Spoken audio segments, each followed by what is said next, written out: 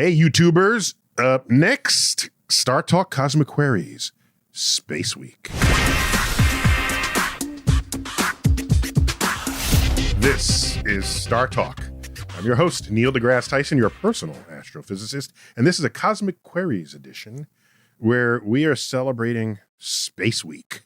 That would be the first week of October. That happens to contain my birthday. I'm just saying. Woo! Oh, yeah. Who's making those whooping noises? I've got my co-host for this, Matt Kirshen. Matt, welcome back. Thank you, Neil. Excellent. What came first, by the way, Space Week or your birthday? Did it become Space Week because it was the Neil deGrasse Tyson birthday month? My birthday precedes the official celebration of Space Week. There we go. So maybe. Maybe that was the designation. Maybe. We got a lot of fun questions coming up. We sure do. And I got backup here. In fact, I'm his backup. If he's on the show with me, I'm his backup.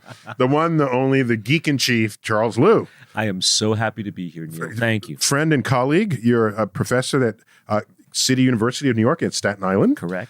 And so you just had a book come out. Yes, thank you. What? Yeah, it's called 32nd Universe. It's published by Ivy Press in the UK. Is it because there are 31 other universes and we're in the 32nd one? Is that what that means? I asked the very same question. The parsing is 30-second Every decision that's made, the universe splits in two. And he made 31 decisions that nobody wanted, right? Well, it's only to make 32 decisions. That's only what is it? It's like 5? 5 doublings? Yeah. Oh, right. That's right. No, yes, it is about cosmology, and I have 2 terrific co-authors who are also astronomy and physics professors, and we talk. The co-authors are? Karen Masters at Haverford University or Haverford College, and Seville Salur at Rutgers University. Okay, cool. And we talk about cosmology, including the idea in quantum mechanics that you create many worlds with a hypothesis. With every split. With of every a decision timeline. you make, Okay. you create a new timeline. Which I believe was originally formulated by the father of the lead singer of one of my favorite bands. Oh. I believe it was Hugh Everett, the physicist, who came up with that, Hugh does get credit for that. Oh, okay. Yeah. All right. whose son created the band The Eels. No kidding. Which Another connection between science and music. You How got about it. that? You got it. And Matt, you, of course, the host of Probably Science. That's it. And I said I would never invite you back until it became Definitely Science. Well, that You're was still not there. the one episode that you were kind enough to come on. That was the definite episode. And then everything else we're I just forgot. flailing. You hosted me on your show. You were very kind to come by that, yeah. So we've got questions from our fan base, as we usually solicit for Cosmic Queries. And this is just, I guess, just general. I haven't seen them. General questions about space. You're going to handpick them. I am. And you're going to throw down the gauntlet. Oh. And Charles, I'll sit here and eat my lunch. Well, Charles answers all the questions. That's why I bring him on, so I don't have to work that day. Okay, so I'll just... We have very strongly overlapping Venn diagrams in our expertise, but he takes it another dimension beyond that. I'm sweating now. Neil. So we're good. I don't know. We good. We'll see how it goes. Well, I'm going to start off with this one because this ties into what we were just talking about. This is from DQ Fam, who says... What platform? On Twitter. This is DQ at Flatnaught on Twitter. I think that's actually relevant to this question because DQ Fam, aka Flatnaught, says, is there a parallel universe where I, as an astrophysicist on the flat Earth, combat the disinformation agenda of the Round Earth Society? Oh! Way to start us off with an easy one. Well, the short answer is no. Because next question, you're wrong. But I think we can take this in a direction where we imagine that he actually is in a flat universe, a 2-dimensional universe, where somebody says, no, actually the universe is 3-dimensional, right? Now, remember the beautiful book Flatland from by Eben Abbott? Yeah. From decades ago. A century ago, yeah. It's been a century. Yeah. There was Oh turn of the my century book. gosh, Yeah. Wow. Yeah. Yeah. But Turn of the previous century. Right. Fair enough. How can we prove that the universe is 2-dimensional, if indeed it is 2-dimensional, where someone is claiming that there's a third dimension, right? I would approach it this way. Well, you're talking about the whole universe. Yeah. The dude's just talking about Earth. Right. So... I guess if the universe is 2 dimensions, Earth has to be a flat disk. Correct. Oh, gotcha. Right. Fine. So in that sense, right, then some non-scientific individual comes along and says the universe is a 3-dimensional structure and the Earth is actually a 3-dimensional structure. How would you counter that, right? And so that makes it a more interesting question. And I would say one of the first things you would try to do is to see if you can prove that the two-dimensional universe cannot project into the third. In other words, you cannot find a way to extend the universe in an orthogonal direction to both. Yeah, excuse me. Yes, you can't extend something perpendicular to both length and width. Now, can you do that in any... Well, what you're saying is in our current universe, we have a height, width, depth. Yes. And you're saying that the version of that question to us would be find another place to stick out a line that's at right angles to those three other right angles. Yes. And we don't know how to do that. Right. And so that would be the How way do you do that? Someone in a true two-dimensional universe just trying to say that there is no third dimension. Am I right in thinking there are some theories of physics that involve higher spatial dimensions in our universe? Oh, completely. But those dimensions are not visible to us. Okay. And one of the well-known formulations of this is something called a compactified Wait, Charles, dimension. you're okay with this? There are these extra dimensions. You just can't see them. You're okay with this? I'm not okay with it yet. Okay. But they haven't been disproven. Okay. Right? Here's the idea, the compactified dimension. If our length was actually, you zoom in further and further and further, and you find out that our length has length, width, and height, but it's so small compared to even atoms or subatomic particles that width and height is not detectable in our universe. It's tantamount to just being a one-dimensional It's as string. if it were one dimension for all intents and purposes. Is that where they use the word compactified? It's contained tightly within the other dimensions. You can imagine, for example, looking at the Alaska pipeline. If you're standing right next to the Alaska pipeline, it is obviously both with length and width. Additionally, it has height. So it's a three-dimensional object. You step a little further away, it just becomes like a long strip. So you think it has height and length, but you can't see the depth anymore. And then if you fly away, say to Canada, and you're looking at the Alaska pipeline from a distance, it only looks like a line. By that same token, we could compactify dimensions into our linear dimensions. So that's how you get the higher dimensions, even though you can't experience them. Right. Okay. And somehow, if you think that those compactified dimensions can affect our universe in ways we can't measure, then you can, say, set up a universe with multiple dimensions. And what you're saying is we're too big. We are.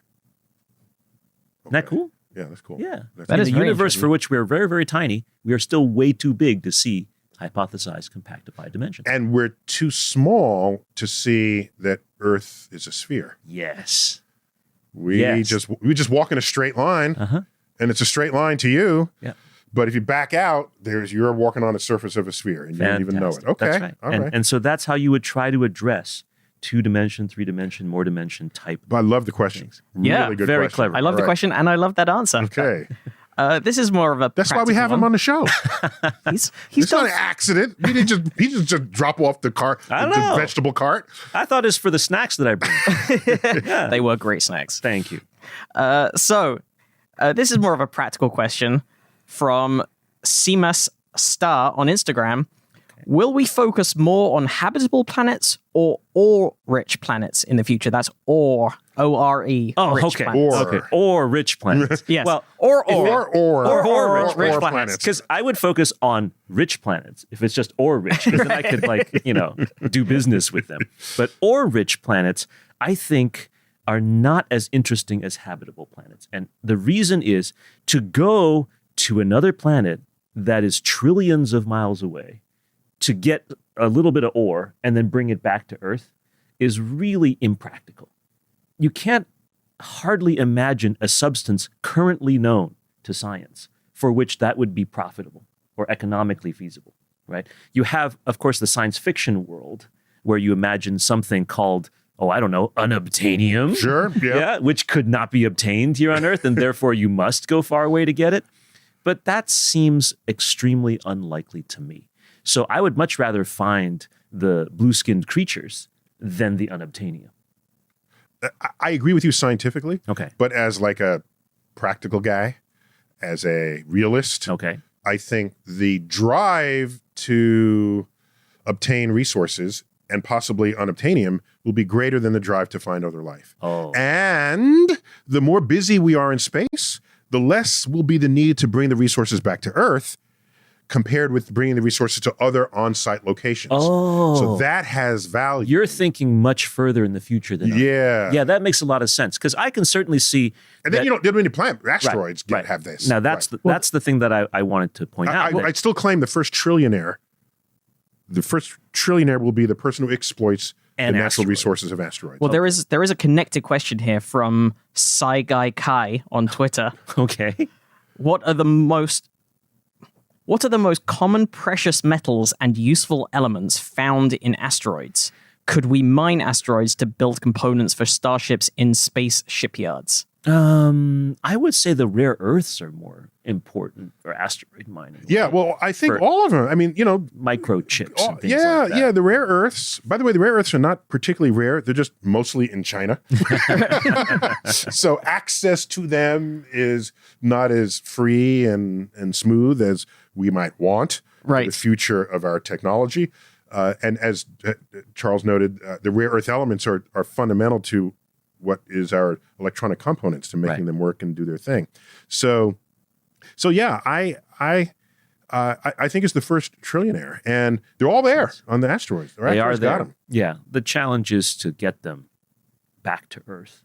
You got to get there, fine, but then you have to mine them and you got to bring them back. And mining is actually pretty complicated. There's a lot of build the ship in space, dude. Don't bring it back to Earth. It's a waste of a whole journey. That's what the question asked, right? Then how do you get the people from Earth to the spaceship? You still need another spaceship. Robots do it. No, robots build the spaceship, and then you go up when it's time to. Why not? Sure. There's an app for that. Yeah. Your spaceship is ready, sir.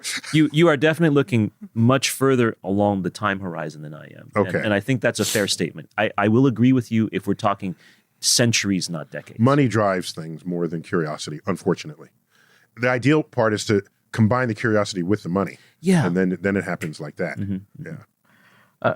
Here is a Twitter question from George Xenophontos. This is more of an Earth-based question. Why haven't there been a greater number of advancements on solar energy, given that it's literally a constant free source of energy? Okay. Yeah, Charles. I have been on my soapbox on this with my astronomy students ever since I started teaching. Okay. Solar energy is so plentiful and it's so free. You make the calculation, in fact. What does so free mean? Okay, that's my point. Free is right? Free. That's my point. It means that I don't need to pay for the energy to arrive to my house. Free. Okay, that's the free. The rest of it is the thing that costs money, right? Think about this.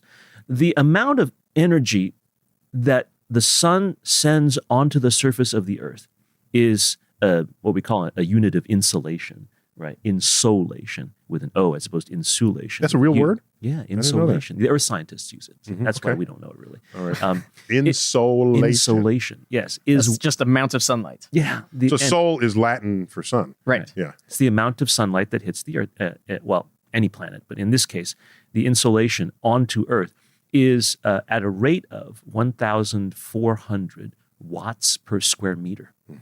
Okay, what does that mean? Our typical LED light bulb is now 14 watts. At most. Yeah, right. So on just on the table in front of us, just on any coffee table. Yeah, coffee table, on any surface, you are getting enough light energy, if it were properly converted, to be able to illuminate 100 light bulbs worth of light. Continuously, forever. 100 light bulbs. 100 Most houses don't have 100 light bulbs. That's right. So you can literally light every house in the world on this free energy if we just figured out a way to exploit it.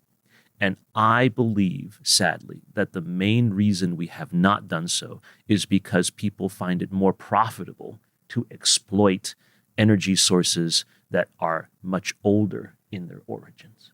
Our ability... just say it. Oil. Just say it. Say it.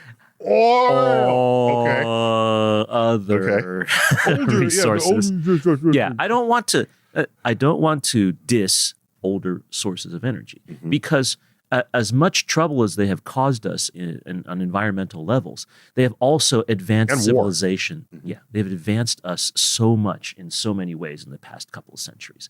Coal, coil, Gold coil. Yeah.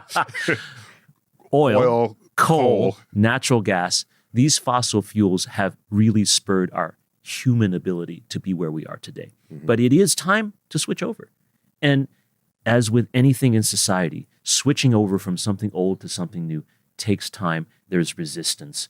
The resistance should move away at this point. There is no more reason for us not to switch, except for trying to preserve the prosperity and the interests of those who have become wealthy from the old So I've seen technologies like I don't know how far along it is, but I know they've trialed things like road surfaces that have solar cells built into them. That's right. You could put solar cells on buildings. You could not just on the roofs, but there are windows now where people can put a film on them. And if you want shade in your room, you just turn the film over, and then all that sunlight, instead of going into your room, gets absorbed by this film, which can then be converted into electricity. As long as we are willing to take a short-term hit on profits, we will have a long-term benefit by using more solar energy. Maybe it won't happen until we figure out how to make it instantly profitable. Who would have thought that after millennia of riding horses, within a dozen, 15 years, we switched over to cars? It was amazing. At some point, somebody said, this car is more economical than my horse, Right. than feeding my horse and the care and feeding of a huge animal. And so at some point that happened because nobody had to have special programs to get you to buy a car. All right? Everybody bought cars. Is there a tipping point? That's the point. That's the point. There you go. I don't Tipping point. I don't see an obvious one. Neither do I. Unfortunately. How does it work? Also, the resources, what we were just talking about, mining for rare metals and elements in the universe, the resources needed currently to make solar cells. Do we have enough of those? Yes. I don't know, Charles. Do we? Yeah, we do. The vast majority of what we need is just really good silicon. And Okay. so that's sand. We can basically take sand from pretty much anywhere and turn them into solar Silicon cells. dioxide. Yeah. Yeah, SiO2. It is not hard. Okay. It's just at the moment it costs money, and people would rather not spend that money. I myself, am guilty of saying, "Gee, I should really put solar panels on my roof." And then you just go home and eat a I go home cheeseburger and eat a watch TV. cheeseburger. Yes, because it is much less expensive for me as a consumer to heat my home with natural gas right now, or to light my home with coal power. First adopters tend to be rich, Yeah. and they'll do it so they have bragging rights that they're more green than you are. Right. But that helps to change the infrastructure when they have it. The good news is that prices for solar electricity generating things are going down rapidly. I will add before we take a quick break that solar power is also hydroelectric. Because how do you think the water gets up to the lake before it comes through the turbines? The sun evaporates it off the ocean, rain. goes a cloud, the cloud moves over land, it rains. So that's technically solar power, and so is wind energy. It's all from the sun. Yeah. The unequal heating of the Earth's surface creates air currents that drive. So the sun manifests in more than just whether you need a solar panel. We got to take a quick break, and when we come back, more of our Cosmic Queries Space Week edition. We're back on Startalk, Cosmic Queries Space Week edition. Charles Lube, friend and colleague. Thank you. He's my expertise here, and I'm just going to color comment if I think he misses something, which he hardly ever does. Oh, I'm in there, but generally, I'm not saying a thing. Matt Gershon, welcome back. Thank you so All right, much. so take us there. You got questions? All right, I do. Call from our fan base. I love this fan base. This one is from... They're snarky and they're funny and they're smart. Yeah, and smart. Really, Yeah. really good questions. This one's from Kyle Yoakum, who has helpfully given a pronunciation guide. That's in case we have Chuck Nice, because Chuck can't pronounce anything. Yeah. Kyle is from Tennessee and asks, how would we identify something as truly being of another universe rather than just a newly discovered part of our own? Oh, wow. And I think I know the answer to that, and it's antennae. Yeah, Any just tell the creature with Andorians that. Yeah, they'd be very irritated. No, they're from our universe too. But I That's would, a good one, I Charles. would have to think to chemistry. Ooh. If an object is made of something that is an element of something we have never seen before, something that wouldn't fit on our periodic table for any reason, that would have to come from a place where the laws of physics are different. and thus a different universe. I agree entirely. Yeah. Our periodic table of elements is full. Yeah. We're incrementing at the top end in our labs, but there are no more slots at all. Yeah. Okay? And if they come up with something that is a base element, then it's going to be an element configured in some way that our elements are not configured. Right. And we say, yep, this is a weird bird right here. It's similar in a sense that an expanded version of how we know that there is material in our solar system that came from outside our solar system, like before the sun was born. There are grains that contain carbon, nanodiamonds, basically. Oh, it doesn't have to be before our sun was born. It doesn't have to be. It could just be visiting. Yeah, it could just be like floating into our solar system. Mm-hmm. But we know if it's from outside our solar system, if we compare their isotopic ratios or their structures, and we see that there's nothing that matches that age or that mixture, composition that is actually of our solar system. So we have ways to do this. So that's fine. But then you say, how did it get here? What portal through the space-time continuum connected two different universes with two different laws of physics? Mm-hmm. That's what the real issue will be. Yeah. Well, I was going to do a different question, but since you've talked about portals through the space-time continuum, I'm going. You went there, Neil. Oh, I went there. You went there. I went there first. I'm going to go with Tony in the 845 on Twitter, who asked, even if we somehow discovered the tech to travel at or faster than light, would the passengers of the vehicles survive? Oh. Well, you know how the Flash does it, right? Doesn't he have atmospheric separators in front of him? The Flash can go up to the speed of light. Superhero, fake science, all that, right? But if he's giving someone a piggyback. Yeah, that person is toast. Really? Note to self: when offered a piggyback ride by Flash. What are we doing? Are we just doing like a donkey ride around the living room, or are we going Flash speed? I'm taking the bus on that one. Yeah. Well, yeah. So the issue here is that if we take something up to the speed of light and it can survive going the speed of light, then it has to be able to protect whatever's inside it to be able also to match the speed of light. So remember that as you get closer and closer to the speed of light, and once you reach the speed of light, you cannot have mass anymore. You are energy by definition. So the way to get up to the limit is to have really good, strong shielding of whatever's there. But then getting past it will shielding require... from what? Interstellar particles, for example. Okay, stuff that could slam into you. Yeah, stuff that hits you.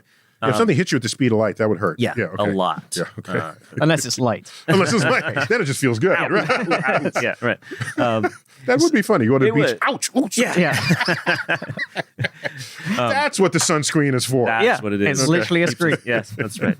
So a force field. Yeah. Yes. You would have to find a way for this vehicle itself to survive, and by extension, whatever's inside the vehicle would survive as well. Anything piggyback, though, probably would be burnt to a crisp. But I want to make something clear that speed does not kill. It's acceleration that kills. Right. Okay, so you can be cruising at 99.99% the speed of light. No one will know and no one will care. But if you abruptly come to zero, or if you abruptly speed up to that, then you're a pile of goo at the back of the spaceship. So if you could be magicked into the middle of something that was already moving at the speed of light, or at 99% of the speed of light. Right. Well, the problem is that... Or you can accelerate there slowly. Right. You can do that. In fact, they have spaceships, people, engineers, have conceived of spaceships that accelerate at 1G, 1 Earth gravity. And then it just feels like you're just sitting here like we're having this conversation. Right. But we're going faster and faster and faster. And do you remember how quickly you get to the speed of light, near the speed? It's pretty, like 6 months or something. It's not that bad. It's not that within bad. Within a year. Mm-hmm, mm-hmm. But then Then you have to slow down. It also takes... Well, you just turn the ship around and slow down in that direction. And so you still... Right. But doesn't your mass then increase as... Your mass increases relative to other things around you. Okay, so within the spaceship that's also moving at that speed. Right. Okay. So you and I would maintain our relative masses, but you and I would not retain our relative masses compared to, Zorkon, who's out, next to the ship. It'd be nice if he weighs like 108 pounds. He's trying to gain some mass here. All right. Yeah, how much faster do I have to run than Zorkon to look beach ready? There you go. Summer's coming up. While we're talking about summer and atmosphere and such like, Times Natural on Instagram asked, if Mars were to be terraformed, thus given an Earth-like atmosphere, how would it be possible to keep the atmosphere from being blown away by solar winds, considering Mars does not have the magnetic protection field. that we That's do? right. These are good That's questions. an excellent question. I think the first question, which is even more important, is Mars doesn't have the gravity to hold on to our atmosphere. If we tried to put as much atmosphere on Earth, the tops of it would continuously be going away before we could develop enough pressure on the surface to get to, say, Earth's atmospheric pressure. So the answer is it just has to be constantly being generated. All right? Okay. And But Charles, there's clearly evidence of it once having had running water on its surface. Yes. So there had to be enough air pressure to prevent the water from just evaporating. And that had to have been sustained for some fair amount of time because some of the rivers are meandering. Yes. And that's a slow thing. You don't just get that for free. We're talking about millions of years, right? The maybe even up to 1 billion years. Okay. When Mars, like any other planet in our solar system, was forming, the core was slowly aggregating its metals from the surface, right? It's a differentiation process where, just in the same way that pulp in orange juice sinks to the bottom, so too is the metals. Wait, does and the pulp rock. sink to the bottom? Eventually. My pulp floats. Oh, what's with your give pulp? it time. Yeah, okay. Yeah, give it time. I got floaty pulp. Wow. I want to drink your orange juice. Okay. But no, I know what you mean. Fresh squeezed orange juice will actually separate. That's right. Yeah. The separation of the orange juice is an analogy to the separation of like a metal core and a rocky mantle and then a rocky crust on the outside, right? We think of rocks as heavy, but they're light compared to metal. Yeah. So they float. Right. Yeah, yeah. Okay. So when the That makes metal sense. sinks, heat is dissipated outward, gently but with vigor, into the surroundings, the crust, and eventually the atmosphere. In that process, you can get a lot of outgassing from underneath the surface out onto the surface, which means that you can, for many millions of years, possibly, While that's happening. while it's happening, got you. sustain the atmosphere that will create meandering rivers that you describe. Okay. So I believe that it'll Right. have to be It doesn't take 1 million years to meander a river. Right. but it may take that much time to, say, evolve a protovirus or Yeah, something. sure. Right? Sure. So the answer is the same answer that no, we cannot prevent it from going away, either because of magnetic fields not being there, nor by not enough gravity. Instead, we just have to keep generating more and more atmosphere at the surface so that we can maintain equilibrium, even as the outer layers are going away. Just to be clear, the magnetic field shields us from particles from the sun that would otherwise basically pick off the faster moving atoms. So would there be other problems as well being on Mars then without that shielding, yes. just with the solar winds hitting you? And When you have But wait, it's energetic not just charged magnetic field. particles. It's not just magnetic field. It's also, isn't it also the ozone? Because that's UV from the sun Ultraviolet will light. break apart the water molecule and make it H2O. And the H is hydrogen, the lightest element, and it moves very fast in any thermal environment. You lose that. And so stranding the oxygen behind. So you systematically, molecule by molecule, take out your water. That's right. And that's had nothing to do with the magnetic field. Yeah, there's all kinds of problems when you don't have a protection against ionizing radiation of any kind, whether they be light, like gamma rays and X-rays, or whether they be charged particles. Well, let's just go all out and say, if you can terraform Mars, you can put up a shield. Just think about it. Yeah. But, or just a big magnet. How big a magnet? Thank you. One of those little cartoon magnets. There you go. With That's the right. And zaggy lines on it. I would love to have that. No, it's Everyone true. has their own magnet that they walk around with like an umbrella to protect Their them. own magnet on like a miner's helmet. They got their own magnet. Look, the engineers will find a solution to that. No one can Charles. stand too close to a fridge. I think I think the terraforming reality is that you are going to have to live in domes in a place like Mars. You can't just leave it open. That would be funny if they had a magnet on the helmet. You get too close to your refrigerator, you just get stuck. Mommy! It's like the modern version of getting your tongue stuck on a frozen pipe. Yeah, that would be funny. Which I think as a scientist, if that happens, the best thing to do is just keep pulling. Just keep. Oh, yeah. Lean back as hard. And eventually it'll snap and then roll up. Then roll up. It'll roll up, yes. And that's how it works. We heard it here from two scientists. Mm-hmm. Well, we've got scientists here as well. One Hive Gazette on Patreon asks, I've heard there are benefits to putting a space telescope on the far side of the moon, I think because Earth's radio emissions won't cause interference there. Do you think there will eventually be a telescope station there? What exactly would be the benefits? Oh, and that's also, there's a name at the end of that as well. That's Patrick Follis from Mill Creek. Well, Patrick, yes, there should be a telescope there, and there are many benefits. I attended an entire conference on this in really? Arizona a few years ago. Yeah, astronomy from the far side of the moon. And it was a delight just to see, because we're nowhere near getting there. Yeah. But to see these early ideas of why it's useful. Yeah, we are a radio noisy place. And radio telescopes need this radio silence. It's basically it's noise in the traditional sense. It's electromagnetic noise.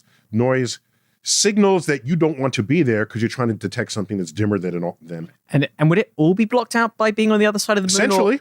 Yeah, it would have to penetrate through the moon. Right. So there aren't like waves that can go around or... There is some diffraction. A little bit, around but on the edges. Yeah. But if you're smack dab on the other side of the moon, Earth is dead to you. You should be able to avoid it. So, for example, spacecraft now, which have landed on the far side of the moon, can communicate with Earth because there is a satellite in orbit around the moon. So it's that further sort away. of bounces it That off. bounces Exactly. it off. Right. Exactly. So any civilization any colony would have to have some kind of way to bounce off of the side of the moon to come straight back to us, either by permanent stations like towers that can talk to each other. By the way, It's like those sort of look behind glasses that spies have that Yes. they get from the back of magazines. whatever happened to those? Oh, Spider-Man still uses them. Really? According to... Doesn't use Spidey sense. He's got to use Google glasses to see behind him. According to information from decades ago, which may have been, outpaced by 21st century technology, Spider-Man's mask doesn't actually have eye holes, and he actually sees through mirrors that's off to the side. Really? I didn't know that. Yeah, I do also like to think that all spies still buy their stuff from the back of joke magazines. absolutely. That's where they get their invisible ink. That's how I got my Charles Atlas, body in 7 days. And it is remarkable. Hey. And the X-ray specs. You want to see the bones, Right. People's bones, yeah. Which would also enable you to see through the moon to Earth, so you wouldn't have any of that problem. Yeah. Yeah, so it's a great idea, especially for radio telescopes. But it is, and radio telescopes especially are big. And that's one of the reasons why you can't just send them out into space far enough away from Earth to not be affected by the radio. Oh, because that was going to be my next question, is why you can't just sort of put it on a moon lander and then drive it across to the far side. I mean, radio telescopes are big, right? If you remember the movie Contact, Jodie Foster, right, is sitting in just one antenna of the Very Large Array in New Mexico. Okay. So that single antenna is much larger than... She wasn't in the antenna. She was like at the base of it.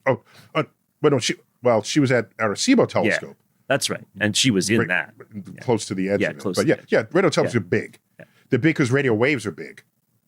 And to get a lot of radio waves, to focus them, you need a bigger dish than you'd otherwise think you'd need. Mm-hmm. So, and since the far side also gets sunlight, it's not the dark side of the moon. So it's not like you're in eternal darkness, which might be an astronomer's dream state. Mm-hmm. But a day on the moon lasts a month. Right. So all sides get sunlight. And 15 days of darkness, 15 days of sunlight. And radio astronomers can actually work in the daytime. Although... Which is one of the coolest things ever. Which is really, really cool. Although the sun is a big source of radio noise. So there are a lot of trade-offs back and forth. But it's a really cool... There's a zone around the sun you want to keep clear of it because it'll be too noisy for you. So it'll be worse than Earth. Yeah. Where would the best place to be a telescope? On the moon? Or anywhere. If you could put a telescope anywhere in the universe, where would you put it? Ooh. And that question comes from Matt Kirshen in... Just go to the place you're looking at with the telescope. Yeah. All right, well, that's a fair point. That's right. Just go there with a notepad. Well, and also if you put a telescope between galaxies, where it's dark and there's no thing, then just go to where you're looking. Right. Don't you sometimes want the sort of the wider view? The comfort of just sitting back and being able to repoint. Right. No, I would be more excited about getting a big telescope than putting the telescope in any given location. If we can get a telescope that's the size of the solar system or the size of the Milky Way galaxy, now we can put that anywhere that it doesn't get broken, and I'm totally cool with that. Yeah. That's a good point. You can make much bigger structures in space bigger than Earth itself. Yeah. And then you got the baddest ass telescope there ever was. So that would be another use for once you get the technology to start building stuff with robots. Yes, space. Exactly. Yeah. Exactly. Well, it's the first thing we build with a robot in space using asteroids, a telescope. I would, Yeah. but there's probably not an economic driver for that. Probably. This question comes from Moz Amu on Instagram, who says, how would you market, that's in quotes, space exploration to someone with an extremely utilitarian view? I'm definitely not the one who needs convincing, but that type of criticism is abundant nowadays. And then also lots of love from your fans in Dubai. Dubai. Wow. Very interesting. Cool. Well, the answer to that is we don't have time. We're going to take a break, and when we come back, we're going to find out how to convert the non-believers in space exploration when Startalk returns. We're back on Startalk. Tyson here, Charles Liu there, hello, Matt Kirshen there, and we are commemorating Space Week. And just to remind people, in case you didn't know, the first week of October happened to have been the week that Sputnik was launched, October 4th, 1957, by the Russians, the Soviet Union, our sworn enemy, the godless communists, and we lost our shit. Okay, over here. It would take us a year, but a year later, in the first week of October, we would found NASA. NASA would be become an agency a year later. So those two events, both happening in October, as well as many other space missions that have occurred in October, have made a perfectly good argument to call this Space Week. Yeah, I think it's great. So we are Cosmic Queries. So keep going, Matt. So this is the question from just before the break, is how would you market space exploration to non-believers? To someone with an extremely utilitarian view? Yeah, Charles, what would you do? Well, you're an educator, scientist, space enthusiast. What would you do? Right. Well, I have to use many different strategies with my students. I often teach introductory astronomy classes where most of the students are not going to become scientists. Okay. Right. So how do you convince them that it's a good idea to go out into space? I think that's a very good, and you have to use many different strategies. One strategy being in the utilitarian side is to convince people that profit can be made, right? The same way that people came to North America from Europe, the New World, back in the 1600s, was precisely people convincing others that if you send me to America, I can make money for you and send back stuff for you, whether it's gold, whether it's beaver pelts, whether it's agricultural goods, things like that. I can name places after you. For example, yes. So they weren't very creative. They all begin with the word new. New Haven, New York, new, everything is New England. New England. Just the whole place. So that profit is a utilitarian thing you can do, right? Another thing is to appeal to their sense of grandeur, grandiosity, vanity, if you will, ego, and say, if you go out there, you could be the person that everyone will remember for all of human history, right? And a lot of times people will ask me that, and younger kids, for example, who ask me some scientific question, which we don't know the answer to, and there are many of those, right? I will say something along the lines of, you know what? Nobody knows yet. Maybe someday you will be the person that discovers that, and then we will all remember you and your scientific discovery. Right. I have a better answer. Ooh. Here's what you do. You go to that person who's go to that person, and in the dark of night, sneak into their place. Oh, yeah, that's real socially take away. You do this with a search warrant. Okay. Then you remove everything in their home that was inspired or developed because of space technologies. Oh. So first you take away the smartphone. And then you take away all integrated circuits and all of this. Take away their Uber account. Take away their health, their LASIK surgery, their non-stick pans, all of this. The pens that write upside down. And then you take away, and then they wake up. And they say, "What the hell?" And they take away weather. What's the weather channel? Weather forecasting. Take away all the weather forecasting. Take away it all, and then just leave them there bare-assed in their home. So then they'll learn quickly what role space has played in our lives. You really can say that space technology, basic science, those kinds of things that do not change the price of bread today can and have change the course of civilization tomorrow. And we want to be part Wait, of stop that. there. No, don't add words to that. That was perfect. Okay. Just the way it came out of your mouth. All right. Yeah. Printed on a t-shirt. You got to know when to stop the beautiful quote. It won't change the price of bread today, but it could change the course of civilization tomorrow. Yes. All right, Matt, next question. Well, I'm going to combine these two questions because they are... Is that allowed? Is that allowed? Judges? We want to hear who said them. Yeah, I nonetheless. absolutely will. I'll credit both of these people, but it's a sort of continuation of what we were talking about. But Jared Decker asks, in the future, will it be government, the private sector, or a combination of the both that will continue humanity's journey through space? Okay.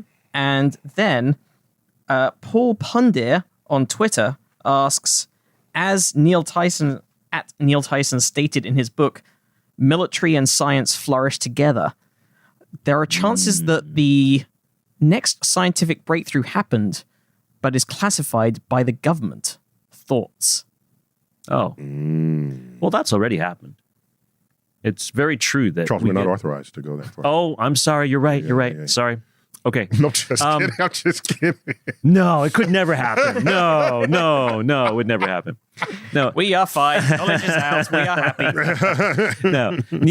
Neil has written very eloquently about this particular topic, and so I'm going to defer to you in your conversation about the military aspect of things. But I will say, from my purely civilian point of view, to me, the reason the military and the government and industry all work together to move us forward in technology development and innovation is simply because you need a lot of resources in any society to do those kinds of things. Innovation is almost never just one guy in his basement, right? That's just not how we're going to move But civilization that's how you get forward. a movie made after you. If you're That's the one right. person burning the That's midnight right. oil. That's right. He's done it. If it's 10 people taking 5 years in a lab funded by 5 different sources, nobody makes a movie I about think it. that's right. Yeah. And our reality is, as Neil has written, is that many hands are necessary and much money is needed to make those really fundamental explorations.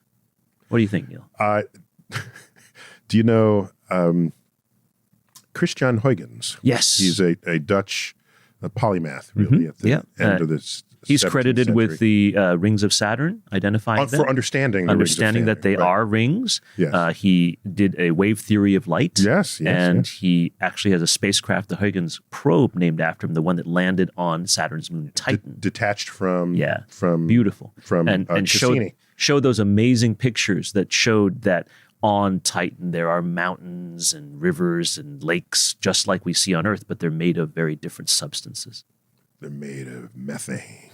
So Huygens, in one of his books, hypothesizes that God put evil people on Earth so that good people would have to innovate and wage war against them by inventing new tools and technology. Wow. And this is the source of civilization because we Wow. have bad people on Earth. And this was part of God's plan.